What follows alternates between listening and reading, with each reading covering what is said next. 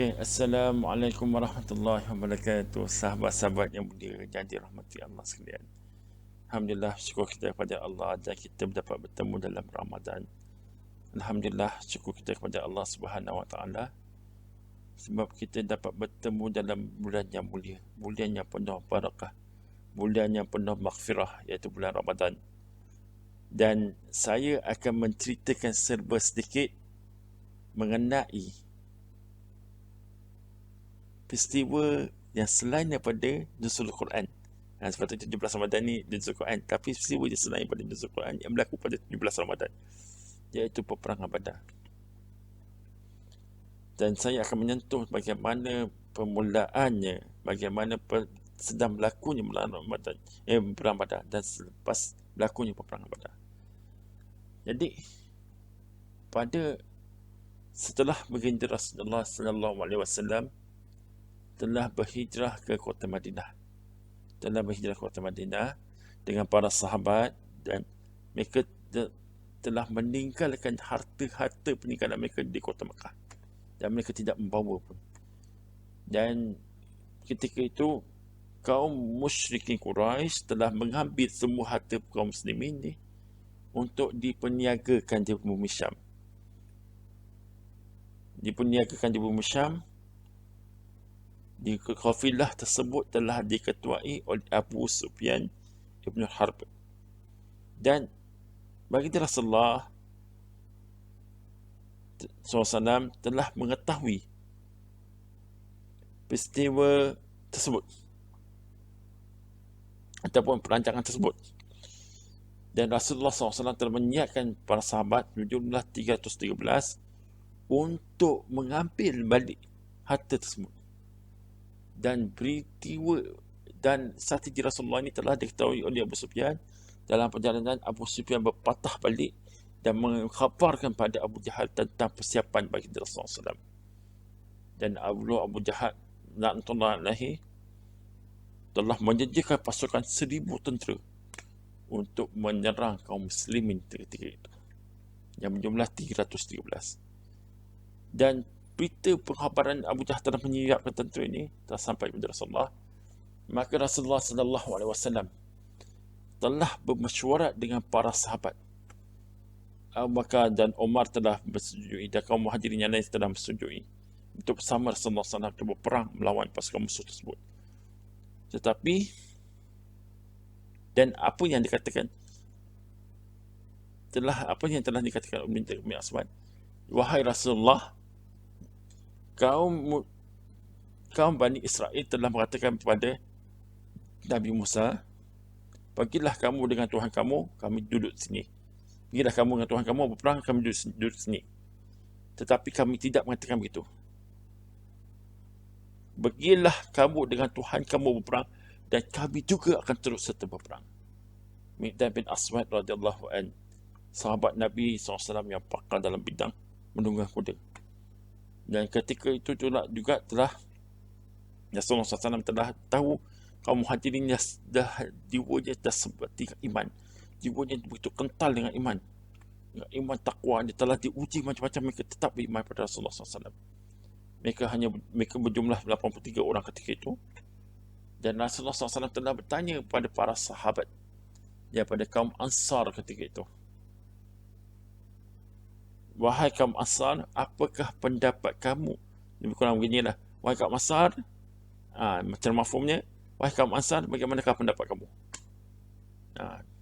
Lalu kaum Ansar telah menjawab, yang diketuai oleh dan diwakili oleh Mu'az, Sa'ad bin Mu'az ketika itu. Sa'ad bin Mu'az ni adalah ketua bagi kaum Khazraj. Yang dia telah jawab, ya Rasulullah, semuanya kami telah beriman kepada Allah, kami telah beriman kepada Rasulnya, pada Rasulullah, padamu ya Rasulullah, dan kami juga akan turut berserta dalam peperangan, dan kami akan turut serta dalam peperangan tersebut. Jadi, apa yang berlaku ketika itu, tuan? Rasulullah SAW sangat gembira, jangan takjub dengan jawapan kaum Ansar. Sebab apa? Dalam perjanjian Piagam Madinah tidak ada perjanjian yang mempertahankan di luar berperang bersama-sama berperang di luar kota Madinah. Hanya di kota Madinah saja. Tapi sekarang peperangan ini dah berlaku di luar kota Madinah. Dan kemudian Rasulullah SAW telah menjanjikan 2 kegembiraan bagi kaum muslimin ketika itu. Allahu Akbar. Maka bergeraklah para sahabat radhiyallahu an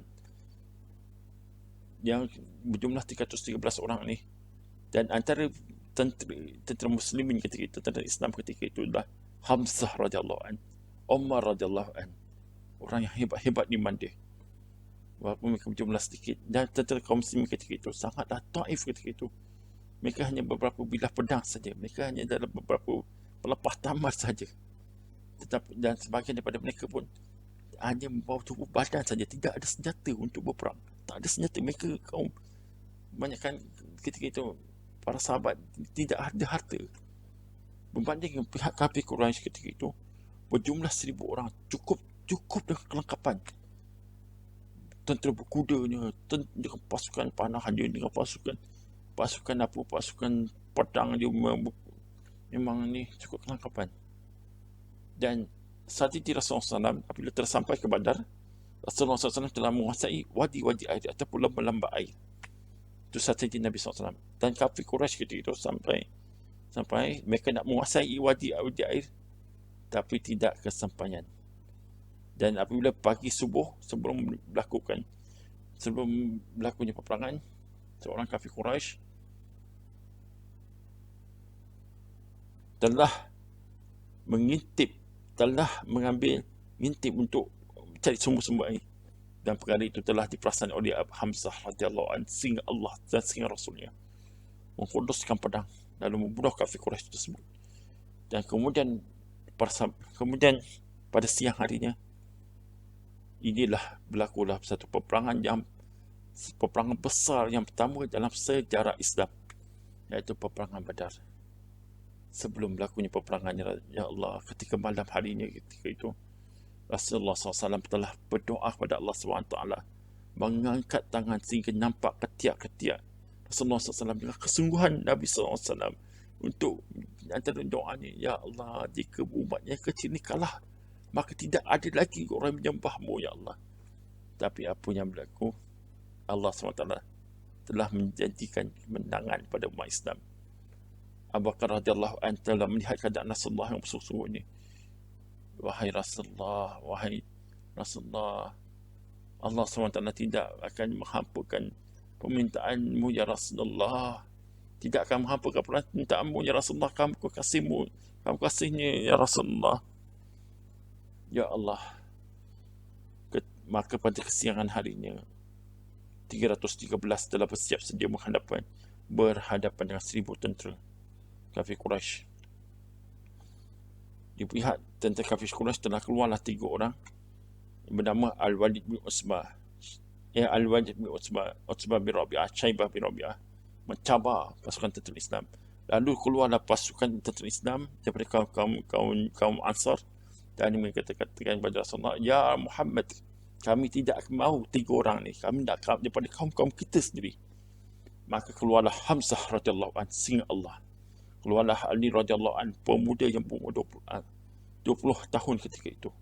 Maka keluarlah Ubaidah bin Haris ketika itu. Semuanya adalah keluarga Rasulullah sallallahu alaihi wasallam. Bani Hashim, daripada Bani Hashim. Berlawan dengan Hamzah radhiyallahu an, berlawan dengan Utsbah bin Rabi'ah, dan Hamzah telah berjaya membunuh Utsbah bin Rabi'ah. Ali radhiyallahu an telah berlawan dengan Al-Walid bin Utsbah. Ali radhiyallahu an telah berjaya mengalahkan Al-Walid bin Utsbah. Dan Ubaidah bin Haris telah berlawan dengan Syaibah bin Rabi'ah. Dan Ubaidah bin Haris mendapat kecederaan sehingga beliau syahid di jalan Allah Subhanahu wa taala. Dan Hamzah radhiyallahu an telah membunuh Syaibah bin Rabi'ah ketika itu. Lihatlah ketiga pasukan Quraisy melihat ketiga-tiganya telah tewas. Maka Abu Jahal laknatullah alaihi telah mengatakan, mengarah pasukan mereka untuk menyerang pasukan Islam ketika itu. Ketika itulah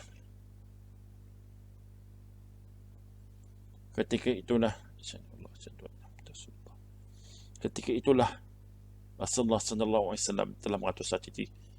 Pasukan pemanah dikedepankan menghadapi pasukan-pasukan kafir Quraisy. Pasukan pemanah telah memanah pasukan-pasukan kafir Quraisy sehingga pasukan kafir Quraisy menjadi kocak-kacir. Tetapi mereka akhir juga dapat menghampiri pasukan tentera Islam ketika itu. Lalu pasukan pemanah ke belakang. Lalu pasukan para sahabat yang berada di belakang telah menggempur pasukan kafir Quraisy ketika itu. Walaupun dengan pertaman, walaupun dengan tenaga, walaupun dengan penumbuk, dengan tangan saja. Tapi sebab iman, ketika itulah Allah SWT telah menurunkan 5,000 para malaikat membantu tentera Islam. Dengan pelepah tamas saja mereka dapat mendempas kepala musuh dan menjatuhkan musuh dan membunuh musuh. Dengan tenaga saja penumbuk mereka saja dapat membunuh musuh. Dan ketika itulah berlaku peperangan yang dahsyat. Ketika itulah setelah berlaku peperangan yang dahsyat, ramai pemuka Quraisy telah mati. Umayyah bin Khalaf ketika itu dalam keadaan ketakutan, mana Bilal radhiyallahu an telah mencari telah berjumpa dengan dia dan kemudian dia minta perlindungan daripada Abdul Rahman bin Auf, sahabat Nabi SAW. Dan maka ketika itulah Bilal radhiyallahu an berkata kepada Abdul Rahman bin Auf, wahai Abdul Rahman bin Auf, aku tidak akan lepas lagi mana dia masih hidup. Aku tidak akan lepas jika dia lepas. Mana jauh tu izan aja. Dan kemudian Bilal radhiyallahu an telah membunuh bekas tuannya yang begitu zalim terhadapnya, yang pernah menyeksanya, yang menempat batu ke atas dadanya. Ya Allah, balasan kepada kaum kafir Quraisy ketika itu, tuan-tuan.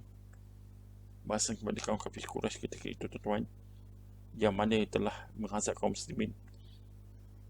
Umayyah bin Khalaf telah dibunuh ketika itu dengan yang budaknya sendiri, hambanya sendiri, Bilal radhiyallahu anhu. Manakala Abu Jahal ketika itu, tuan-tuan, Abu Jahal ketika itu tak dapat mengawal keadaan ketika itu. Dapat Abu Jahal telah berteriak ke sana ke sini. Dan kemudian dua orang budak ni telah mencarinya dan bertanya kepada Abdul Rahman bin Auf, wahai pakcik, di manakah Abu Jahal? Kata Abdul Rahman bin Auf tanya kepada dua orang budak tersebut. Itu Mu'az dengan Mu'az bin Amr dan Mu'awis bin Afra. Kata dia,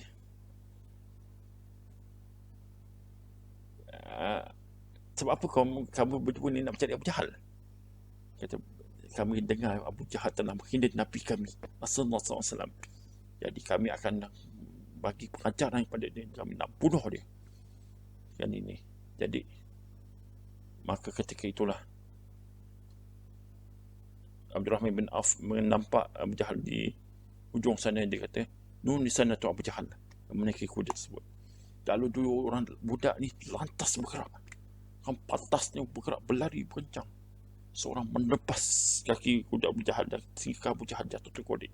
Dan seorang lagi meletak kaki Abu Jahal, dan seorang lagi meletak tangan Abu Jahal, meletak tangan kanan kiri, dan sehingga Abu Jahal tak mampu untuk bangun. Ketika itu juga Ikrimah bin Abu Jahal telah datang nak bantu ayahnya, yang menyebabkan salah seorang tangan budak itu terputus. Dan Ikrimah Abu Jahal, tapi Ikrimah Abu Jahal tak mampu membuat apa-apa ketika itu. Ketika itu Abu Jahal dalam keadaan tak mampu untuk bangun. Datanglah Abdullah bin Mas'ud yang satu ketika dahulu telah pernah ditampal oleh Abu Jahal sehingga luka di telinga dia ataupun tercabut telinga dia, wallahu alam. Rasulullah SAW ketawa ketika itu. Dia Abu Jahal, Abdullah bin Mas'ud katakan pada Rasulullah SAW pada ketika itu di kota Mekah, ya Rasulullah, aku kena tampar Abu Jahal ni, apa kau ketawa? Kenapa kau ketawa? Rasulullah SAW telah menjanji kepada beliau bahawa satu hari nanti dia akan membunuh Abu Jahal. Memang patut sabda Nabi SAW. Ketika itu Abu Jahal radhiyallahu anhu telah dihempak oleh Abdullah bin Mas'ud yang duduk atasnya, yang bertubuh kecil. Abdullah bin Mas'ud yang bertubuh kecil, Abu Jahal ni bertubuh besar. Abu Jahal ni macam Big Show lah, mengangkat pedang dia dan menletak kepala Abu Jahal sehingga dah terpisahnya kepala Abu Jahal daripada badannya. Ketika itu Rasulullah SAW, kepala itu telah dibawa di hadapan Rasulullah SAW oleh Abdullah bin Mas'ud, dan Rasulullah SAW merasa sangat gembira dengan keberanian Abdullah bin Mas'ud ni telah benar sabda Nabi SAW, maka telah hancurlah Fir'aun pada umat ini, iaitu Abu Jahal dan Tullah alaih. Maka ketika itu tuan-tuan yang mulia, setelah pasukan kafir Quraisy telah mengetahui bahawa Abu Jahal laknatullah alaih telah terbunuh, mereka pun yang diketuai, yang ketika itu tidak ada ketua, mereka semua lari lintang pukang. Lebih-lebihan lagi, sebahagian daripada mereka nampak bantuan tentera Allah di atas langit, iaitu 5,000 para malaikat ketika itu, tuan-tuan. Mereka lari lintang pukang, tinggalkan segala harta benda mereka, dan akhir sekali kebandangan di pihak kaum muslimin ketika itu dengan ghanimah yang begitu banyak. 70 orang kafir Quraisy telah terbunuh dan 70 orang kafir Quraisy telah ditawan ketika itu. Dan peristiwa apa yang telah berlaku, tuan-tuan,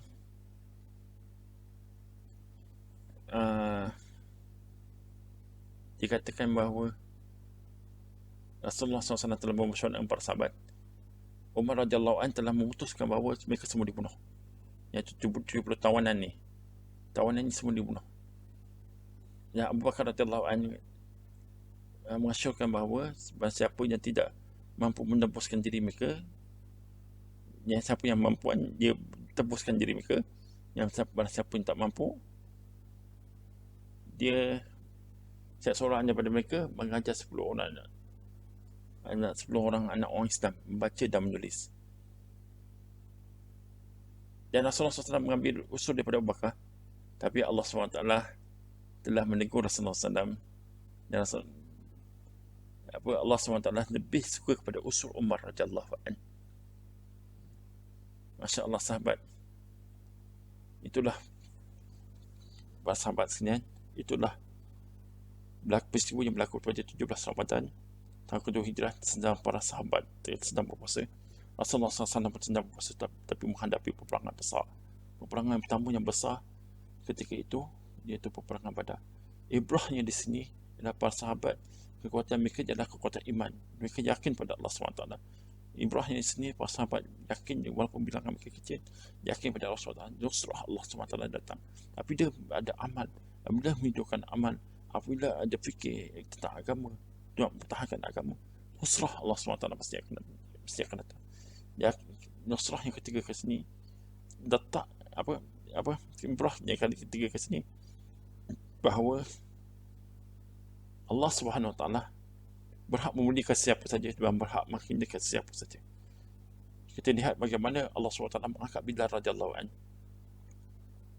dan menghina Umayyah bin Khalaf. Allah SWT mengingatkan Mu'az bin Mu'awis yang budak ketika itu menjadi hura dalam peperangan, dan Allah SWT menghina Abu Jahal. Allah SWT telah mengangkat Abdullah bin Mas'ud. Allah SWT juga telah menghina Abu Jahal. Abdullah bin Mas'ud seorang budak, seorang pengembala kambing yang telah benar ditampar oleh Abu Jahal ketika dia mula-mula masuk Islam. Tetapi akhir sekali dia yang membunuh Abu Jahal dalam peperangan Badar. InsyaAllah itu saja daripada saya, Abdul Halim bin Abdul Jalil. Semoga kita dapat iktibar daripada kisah ni tersebut, kisah peperangan Badar ini. Sekian, wabillahi taufiq wal hidayah. Wassalamualaikum warahmatullahi wabarakatuh.